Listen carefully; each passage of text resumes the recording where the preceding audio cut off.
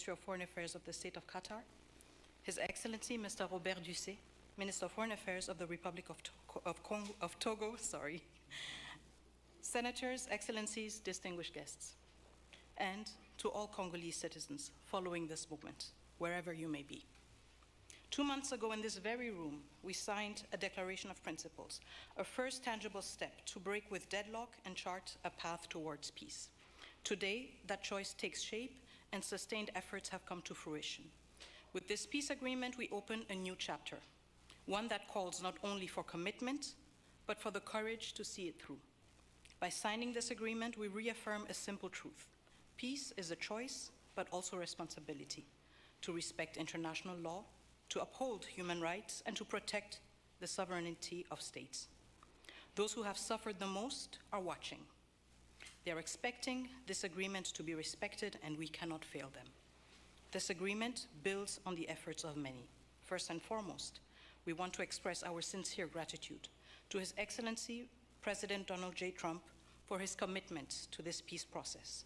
His leadership kept this process focused and goal-oriented, and that from day one. This was further characterized by the quality and resolve of the entire US team, illustrated by the critical support of Senator Rubio and Dr. Boulos.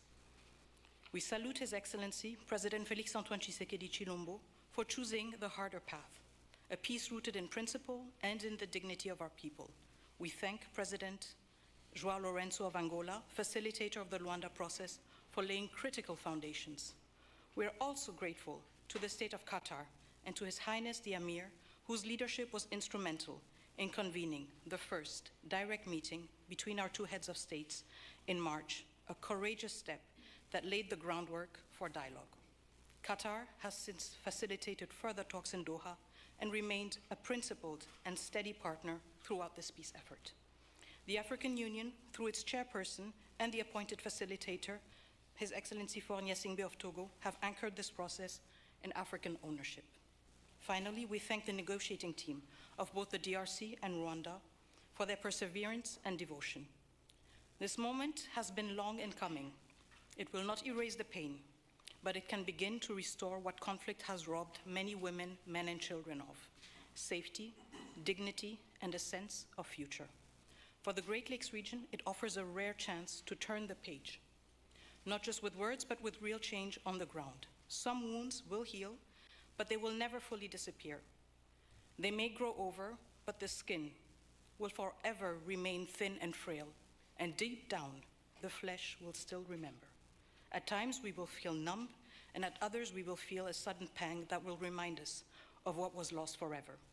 The scars we carry on our bodies and in our souls will remind us of what must never be forgotten, repeated, or accepted. A few days ago in Kinshasa, a coalition of women's organizations shared a clear message with me. Nous ne voulons pas d'une paix d'élite. Nous voulons une paix réelle, vécue, partagée et construite avec nous. We do not want a peace shaped by elites. We want a peace that is real, lived, shared, and built with us. To our fellow citizens in the East, this agreement was signed with you in mind. It provides for the disengagement of armed forces, the protection of civilians, the return of displaced persons and of refugees under government authority, and establishes a follow-up mechanism to ensure compliance. These are not just words on paper. They must now be translated into action with justice, accountability, and political will. This peace agreement is the starting point, not the end goal. It must now be followed by disengagement, justice, and the return of displaced families, and the return of refugees, both to the DRC and Rwanda. However, no text, however carefully negotiated, can carry on its own the weight of peace. I still remember, on the day we signed the Declaration of Principles, a member of the US team said, "If it were easy, it would have been done a long time ago." That holds true now more than ever. What we have signed is only as strong as our will to implement it.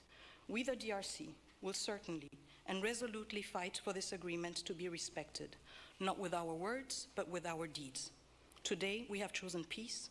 What matters now is that we protect it and prove to our people and to the world that even in a region marked by deep scars, dignity and cooperation can prevail. So now, our work truly begins. Thank you.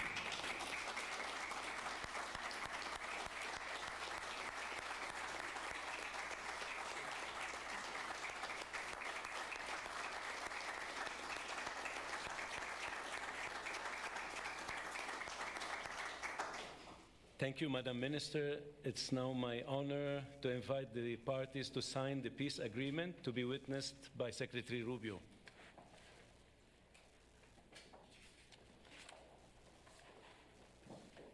The agreement being signed includes provisions on the respect for territorial integrity and the prohibition of hostilities, the disengagement, disarmament, and conditional integration of non-state armed groups, the establishment of a joint security coordination mechanism, the facilitation of the return of refugees and internally displaced persons, as well as humanitarian access, the reaffirmation of MONUSCO's mandate, and the establishment of a regional economic integration framework.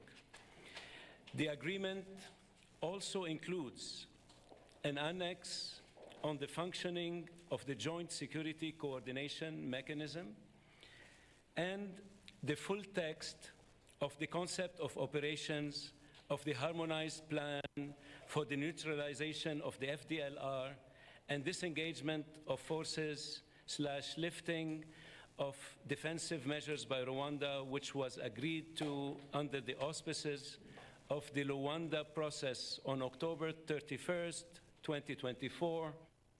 What you're listening to right there, you're watching live.